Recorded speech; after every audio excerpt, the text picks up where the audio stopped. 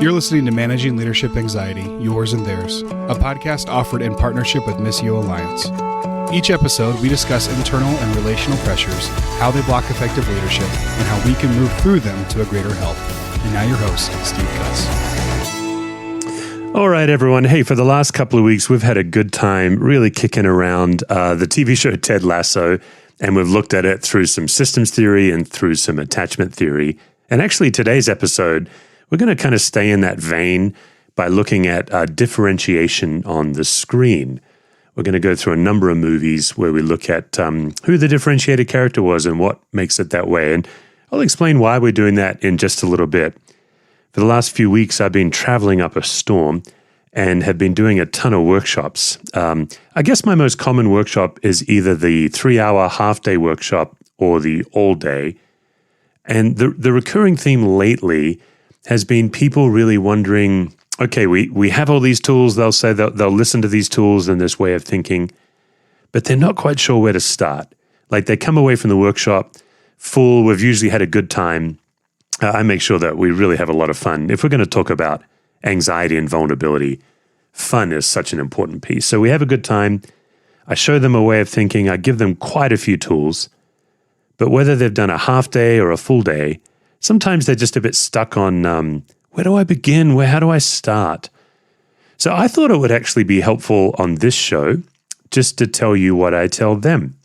How do you begin to integrate these tools? And I've got 3 simple steps for you. So what we're going to do is I'll teach you those 3 steps. They're dead simple. I mean, it's not technical. It's just being intentional, you know? But then we're going to talk about what differentiation is, since that's oftentimes the heartbeat of what I teach. And then I think it'll be fun. I've got a number of movies that we're going to do like a rapid fire round of just where do we see differentiation in these movies, 5 movies today. So this is actually a fairly short episode. So when we get to the movies, we'll be really flying. But hey, it is a solo episode. Today's podcast brought by the Ivy and Wood, Bergamot and Banksia candle. Now listen, folks, when you hear the word Banksia, that should be screaming Australia. And those of you who are not Australians, first of all, I'm just sorry. That's just sad. But secondly, Australia has the best smells. I think we might also have the best sounds, if I'm going to be honest. And I'm sorry, but I think we had the best sky color. You know, when people go to Australia and they've never been before, one of the most common things they'll say to me when they get back, they'll be like, man, that sky, that color blue. And I'm like, I know.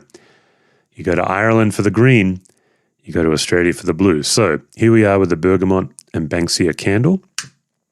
And I'm lighting this one. And I'm lighting it by faith that this invisible, intangible God that I have put my whole life's trust in, and you have too, is real and is with us. And God is an ever-present help in time of trouble. I love Psalm 46, where the psalmist just talks about how the chaos is all around, but there is a refuge. There is a city made glad by the presence of God. And it won't break, and it won't be battered by the storms. It's strong. And so God is our refuge, an ever-present help in time of trouble. And therefore, David reminds us, we will not fear. And of course, later on in that psalm, maybe one of the most famous passages in the Old Testament where David says, be still and know that I am God. It's beautiful. Okay. So maybe you've been listening to this for a while. Maybe you've read my book. Maybe you've done some of these tools, right? Maybe you've even had me out to speak. And that was a while ago. And you're like, what do I do? Like, it feels like there's so many ways. So I thought, let's just begin at the beginning. How do you integrate any of these tools? If you've been tracking with us for a while, you know that I teach a 3-step process: notice, name, and diffuse. And it's always in that order. And whether you do a 30-minute keynote with me, where I just come and maybe do a fundraising dinner for you or something like that, 30 minutes, or whether you do a 9-month cohort, whether you join Capable Life for a couple of years and really give yourself to this process, it's the same process. 30-minute keynote, 2 years on Capable Life, same process. Notice, name, and diffuse. We always begin with noticing. And it raises the very simple and difficult question, How do I know I'm anxious? And am I able to notice anxiety rather than catching it? That's the gift of noticing, is it kind of already, just in the act of noticing it, it gets you out of getting caught up in it, and it makes you more intentional about observing it in yourself and in others.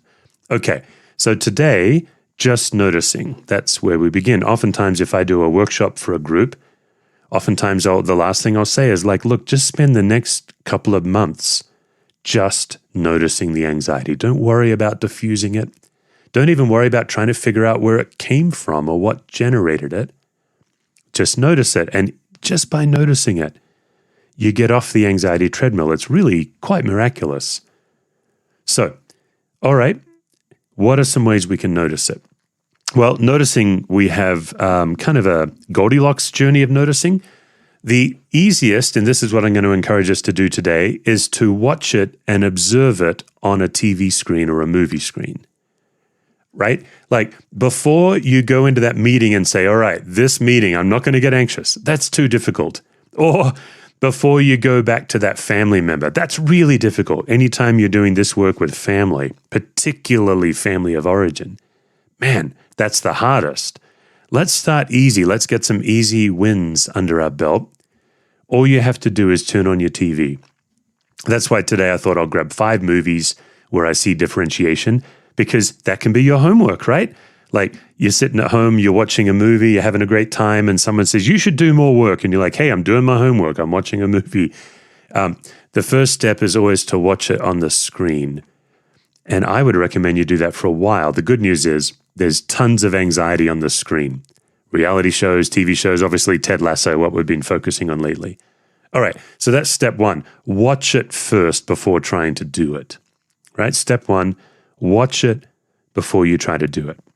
All right, so let's say, okay, great. Now I want to try to do this. I want to try, you're saying to yourself, I want to try to walk into that meeting where I've always been anxious about it, and I'm going to do my best to stay human-sized and not catch the anxiety and not spread the anxiety. Okay, great. Here's what we recommend. Rather than going into that meeting trying to stay calm and connected, better, actually, to do it wrong. Like, right? Just go into the meeting and get anxious and get out of there, and then debrief what happened. Too many people try to take the giant step of going from learning it to mastering it. And that's unreasonable. When I did my chaplaincy, it's really stunning to me that they never told us up front what to do. What they did is they threw us in the deep end, we did it wrong, and then it was through the debrief where we learned how to do it right or do it better. And in chaplaincy, because it was so intense, we debriefed every morning for 90 minutes. So we would spend all day doing it, and then the next morning, the first thing we would do before we go to our rounds is we would debrief the day before. What was it like? What happened? What did you notice? What was going on in you? All this kind of stuff. All right. So if step 1 is to watch it on the screen and see it in a fictional situation or a reality show, step 2 is just to put yourself in anxious situations and not try very hard. I know that sounds so counterintuitive, particularly those of us in the West, or maybe you're in an Asian culture where you really value efficiency and productivity. It can be hard. We want to be so good at this, but let the process work. So step 2 is just put yourself in that anxious situation and get anxious. But then the key is you add a debrief. Find some people you trust and talk about it. What happened? And if you don't have a group where you can talk about it, you can debrief on your own. You and God can take some time, and you can have a little think about what happened. Actually, the Calm, Aware, Present journal that we have on our website is a 12-week journal helping you notice and debrief. So you could use a tool like that. Okay, step 1, watch it on a screen. Step 2, do it wrong, and then debrief afterwards. Okay, now you're ready for step 3. Pick an anxious situation and try to do it. Pick a situation that you know will generate anxiety for you, and see if you can walk into that connected rather than reactive. See if, when things are getting a little anxious, see if you can stay connected to those people rather than catching their reactivity and spreading your own. That's the 3 steps. That's what we teach in our courses, in our coaching. Watch it first, Second, just go and live your one wild, beautiful life and then debrief, look at it in reverse in the rearview mirror.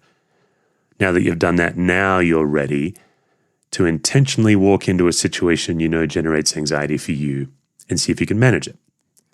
Now, when you get to step 3, that's when it's really important that you are good at curiosity and you're good at patience and kindness. Curiosity, patience, and kindness are some of the power tools to help you stay connected.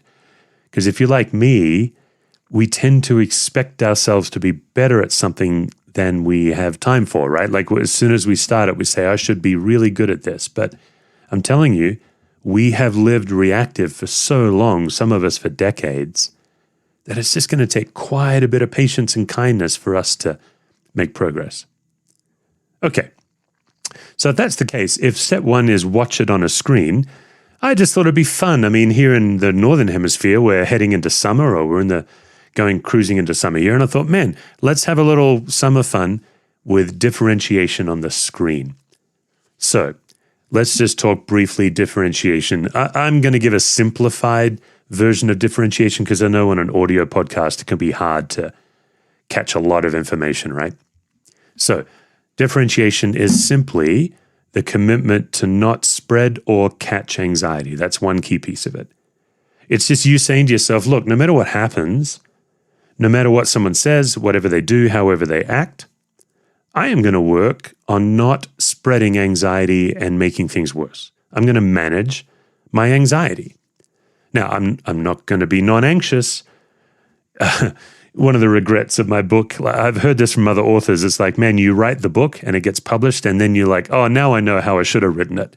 Oh man, that's me with managing leadership anxiety. I quite regret that I used the phrase non-anxious presence in that book. That's a classic systems theory phrase. I just think it's unintentionally disingenuous. I think it means well, but it's inaccurate. So what we teach isn't non-anxious presence, it's managed anxiety. You can be anxious. You're human, you're going to be anxious, you're going to get reactive, but it's managing it. So you're committing by managing it that I'm not going to spread it, but also I'm not going to catch it. And they're saying that thing, they're pushing that button, but I'm going to manage myself from catching the anxiety. So that's a key piece of differentiation. So if the first piece of differentiation is managing anxiety, then the second piece of differentiation is connection. I am going to work hard on being connected. Now, what or who am I connected to? I'm connected to myself. And that first step helps me connect to myself because if I'm managing anxiety, the only way to do that is to know what's going on in me. What are my triggers? What are my irritabilities? What core values do I hold that when someone violates them, I get reactive? So I'm going to be connected to myself. I'm going to be connected to God. Because if you remember, anxiety has this really deadly skill of displacing our awareness of God. So one of the most powerful things we can do to stop spreading anxiety is remember the Lord. Anxiety always tells us that it's all on us, it's all on me. God's not here, right? It kind of makes you forget God's with you. So connection to yourself and connection to God is huge. And then, of course, that means that now you can be connected to the other person, or the other people. And this has been life-changing for me because it's this connection that has allowed me to really learn from people rather than dismiss them. I tend to be a pretty judgmental, irritable person. Those of you who know me, that might surprise you. But in my head, there's a lot of judgment and irritability, but this value of connection forces me to love my neighbor as myself, to see them as a person of dignity and respect, worth listening to. And what I've learned through differentiation is I can listen and learn and not agree because I'm also connected to my vision and values. All right, so if a key piece of differentiation is managed anxiety, and you might say that a key technique of managing anxiety is connection, knowing what's going on in me, intentionally seeking the Lord's presence, listening to learn from the other rather than listening to defend or listening to fix or listening to hijack. But also, this is really important, staying connected to my vision and values. What has God called me to do, either in my life or in this moment? And for me, that was a game changer as a people pleaser, because it's so easy for me to move off differentiation and into enmeshment and lose my vision and values so I can please you, for example. So, step 1, managed anxiety. Step 2, connection. And that key piece, this is where we'll really notice this in the movies, that key piece of your vision and values. For some of us, I'd even say for most of us, God has given us a mission. God has wired you a certain way to do something for God's kingdom. This is your vision and values. What has God asked you to do? And who is trying to knock you off that vision and values? Now, these people, they may not be enemies or saboteurs. They may be well-meaning. Sometimes people don't want us to do the hard thing because they love us. But as we'll see in these movies, some of these movies, by the way, are true stories and some are fiction. Oftentimes, the differentiated character is doing a very difficult task. Okay, and then the final step of differentiation, I think this is really important. Make sure your vision and values are connected to reality. Oh man, make sure that what you believe you must do is actually connected to God. For the last couple of years in my workshops, particularly if we do like an all-day workshop or a 2-day workshop, I'll have people get in groups. I'll teach them differentiation, and then I'll say, okay, where have you seen it on the screen? What TV show or movie have you seen differentiation? And of course, by the nature of these kinds of exercises, most people will share a character that I say, yes, that's a differentiated character. But once in a while, they'll share a character and I'm thinking, oh, that's not a differentiated character. That's a detached character, or that's an enmeshed character. And so I went through teaching differentiation. This is a couple of years ago.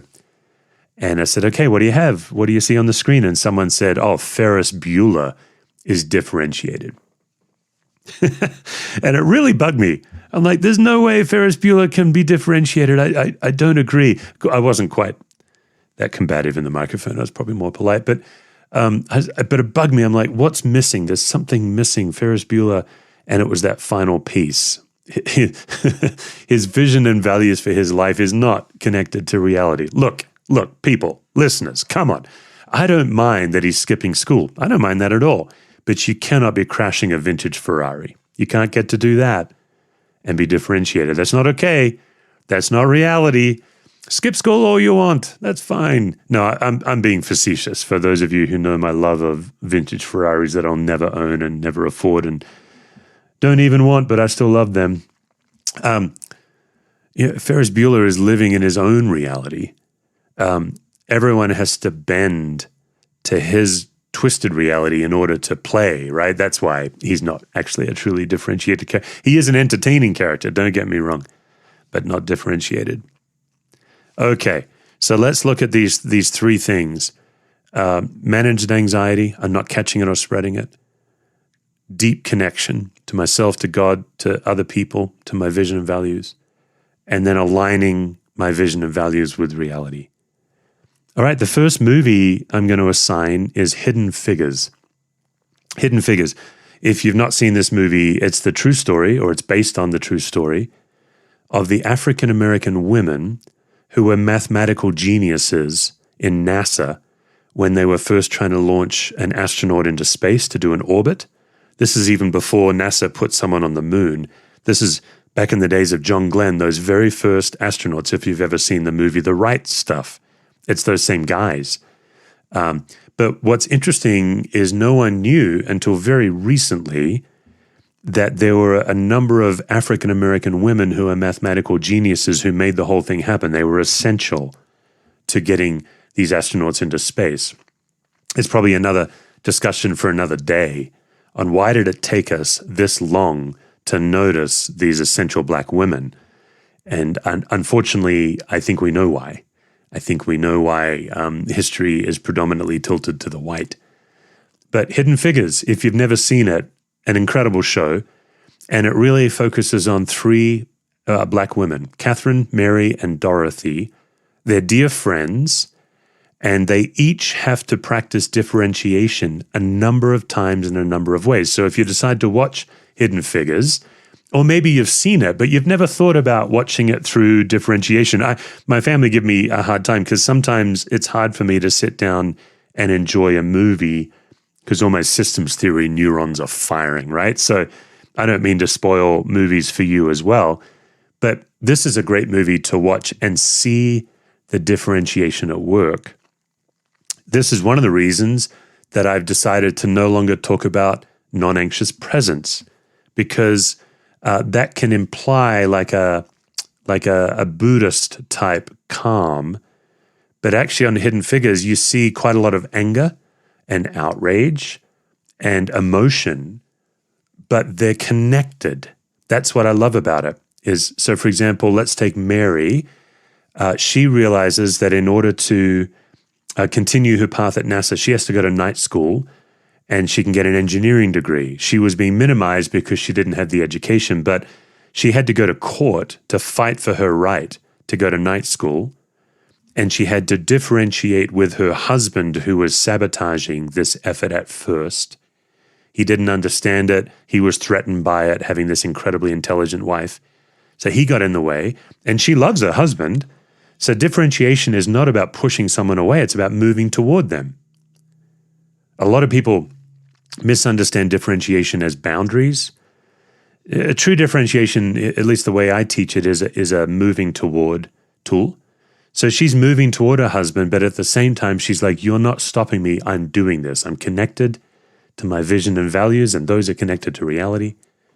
And she has to go to the court to fight for her right. Then when she goes to class, she's the only black person and the only black woman. And the whole room is looking at her like, you do not belong here. And she has to differentiate and sit down and be exactly herself. It's great. Dorothy, she was the computer programmer who ran a room of women who used to do mathematical figures, pencil and paper. IBM starts showing up with a computer. Dorothy can see it's only going to be a matter of months before all these women are out of a job. I'll be out of a job, so I have to make myself essential to NASA by learning how to program this computer. And her white supervisor sabotaged her every step of the way, was extremely demeaning to her. And she didn't tolerate it. She didn't diminish herself, Dorothy. She stayed human-sized, but she stayed on the mission and became an essential programmer. And of course, the main character in Hidden Figures is Catherine. And man, what a character and what an actor. Just an amazing performance as she's dating that guy. But there's also wonderful moments between these three women, they're dear friends, where they have to differentiate between each other. They have to clarify themselves while staying connected to each other. So many scenes in Hidden Figures with Catherine. Probably the most famous scene is her extremely fiery, angry speech to her boss and a room full of white men on what it's like to have to walk so far just to go to the bathroom. I mean, she is absolutely outraged, furious, humiliated, shame-filled. It's an incredible performance. It's worth watching the movie just for this moment. But I look at that and I say, that's a differentiated person. She's not calm. She's not non-anxious. She's managing her anxiety. She's actually giving the room the gift of her outrage. Right? This is the problem with systemic injustice. When you are in a system where you get to benefit from the injustice, not only are you blind to it, you don't want it to change. Sometimes what is required is outrage so you can see what's going on. And Catherine gave that room the gift of her outrage. And of course, then Kevin Costner, I don't remember the character's name, Kevin Costner wonderfully goes over and smashes the sign for coloreds only for the bathroom so she can use a bathroom like the rest of them can. Hidden Figures. Okay, that's the one where we'll do the most detail. Now we're going to move a little quicker. If you watch The Crown, this is not technically a movie. This is a mini-series on Netflix. The only thing I'm thinking of in The Crown is season 1, when Princess Elizabeth becomes Queen Elizabeth. And she has to differentiate from all of her dad, the king, all of her dad's advisors who are trying to get her to be just like her dad. But she's not like her dad. She's very different than her dad, and therefore she has to rule differently. She has to be true to who she is, her vision, her values. She also has to be true to that era of England. What's it going to take? And there's a number of episodes from Princess to Queen all through season 1 where you see Elizabeth differentiating. Also, with her husband, Prince Philip, he also goes on his differentiation journey. I think we could argue later if he's really detaching or not. I think he's actually differentiating. I think he's trying to say to her, look, I kind of have to do this my way. But that's season 1 of The Crown. Really worth watching for differentiation. Okay, next, The Princess Bride. Come on, Princess Bride, come on. I mean, listen, anytime Mark Knopfler is playing the soundtrack to a movie, it's going to be a good movie. Going Home, great movie. Princess Bride, Mark Knopfler. But what I'm thinking of is Wesley. Wesley, As You Wish, Wesley. What's interesting is how he does the difficult task while connecting to a wide range of people. Buttercup, with whom he's in love, the giant, he's on a mission. Nothing can deter him from the mission. He's happy to give his life for the mission. This is often the evidence of a differentiated person. They will sacrifice and do the difficult thing because they know it's what they must do, but they're free to do it. So, Wesley and the Princess Bride, I've never made this connection before, but that should maybe ring bells for the Apostle Paul all through the New Testament. The difficult thing that he must do, and he's so differentiated, he's free to do it. He's free to give his life. He's already died in Christ, and therefore he's happy to pour it all out as a differentiated person.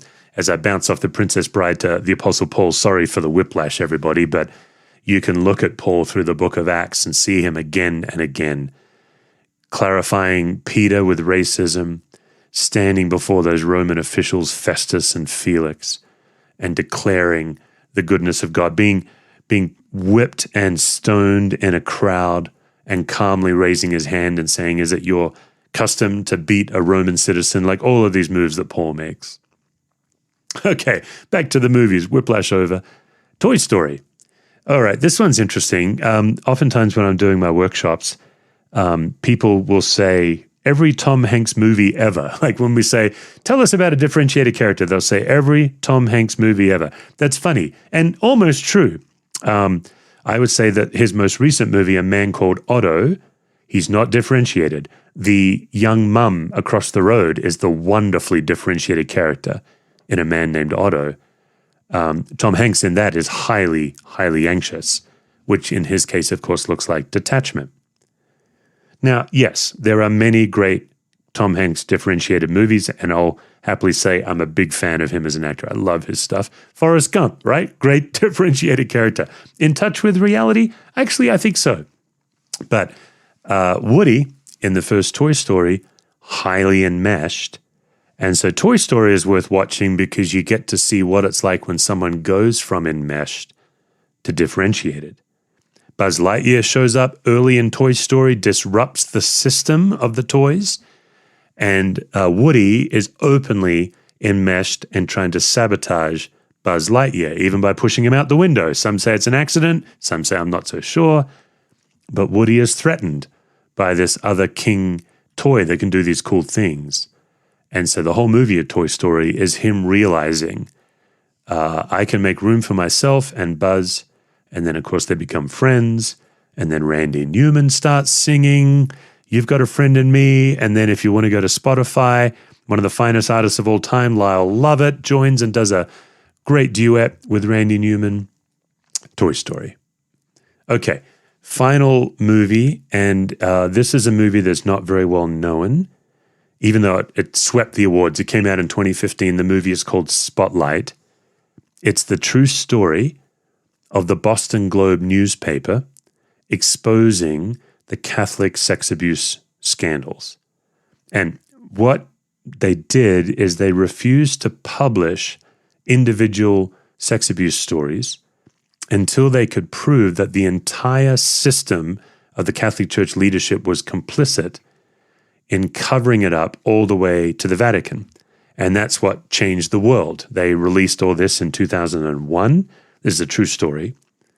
And then the movie Spotlight really focuses on the Boston Globe's investigative division, which is called Spotlight. Spotlight and the Boston Globe would take one issue and research it deeply.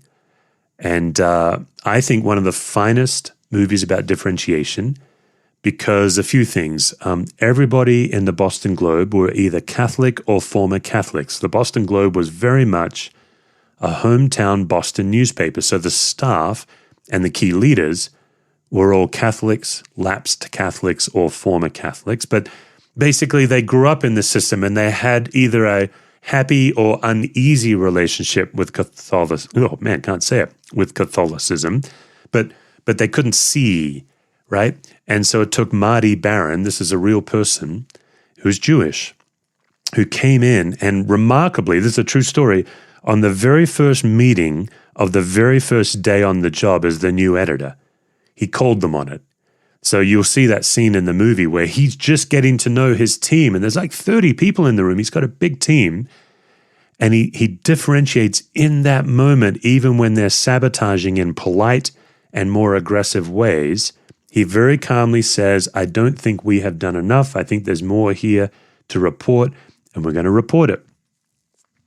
And then very quickly, Marty Barron discovers that Walter Robinson, or Robbie Robinson is his nickname, is a motivated change agent. Robbie Robinson runs the Spotlight Investigative Division, takes on Marty's challenge to dig into the sex abuse scandal, and then leads his Catholic and former Catholic journalists to basically research their own friends. You know, like they all grew up in these schools where abuse happened, and then some of their friends now run these schools. They had to differentiate against the archbishop, against the archbishop's lawyer. There are so many scenes in this movie where Robbie Robinson and Marty Barron and others have to be true to themselves, the mission God's given them to do, but they stay connected to even these so-called enemies. Spotlight's a stunning movie. Now, I will just give a trigger warning. It doesn't heavily focus on sexual abuse. It's really about the power of investigative journalism. But no question, there is sex abuse in the background. There is some triggering stuff in that movie, but Spotlight, I would recommend anyone watch them. So here are 5 movies. Now, listen, we could do a whole season. Actually, I've got it in the hopper that we might do more of this kind of stuff because it's just fun. But it's also helpful to watch it before we do it. So today's 5 movies: Hidden Figures, Season 1 of The Crown, The Princess Bride, Toy Story, and Spotlight.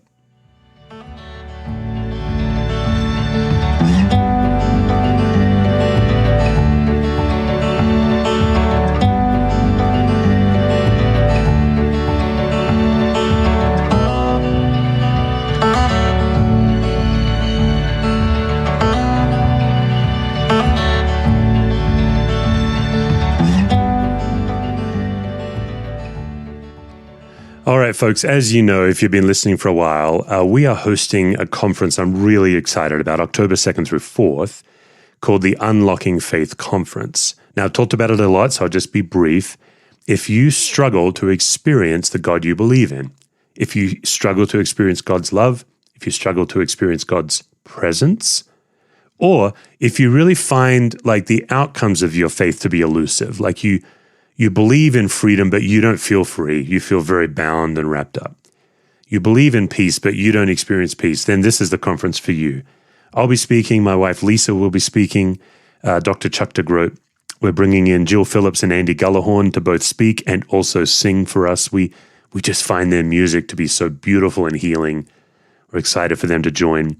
And 2 of our Capable Life trainers, Jimmy Carnes and Renee Loring.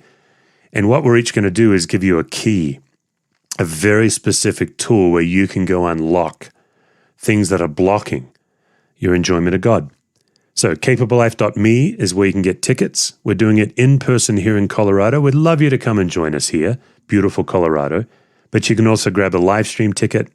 The live stream also gives you permission to watch on demand. So if you can't join us live, grab that live stream ticket, and then once we get all the videos uploaded, you'll be able to watch them.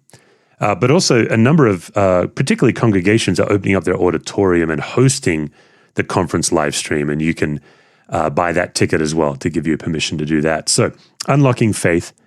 And secondly, If you're interested in me coming out and doing a workshop for your team, a half day, full day, or a 2-day, once in a while, I'll show up for 4 days. And what we'll do is we'll gather every morning for 2 hours, and then your people go do their work. And then I'm available for those 6 hours for one-on-ones or team consults. We call it a retreat at the office. So every morning you get a little retreat, little relief. And then anyone who wants to can meet with me during the day for consults or coaching. But then everyone else just still gets to do their work. So that's kind of fun. Anyway, if you want to know more about that, just shoot us an email, steve@stevecusswords.com, and we can give you information about me coming out and helping your team. All right, folks, that's it for today. We look forward to next time. For more resources, visit stevecusswords.com or missioalliance.org.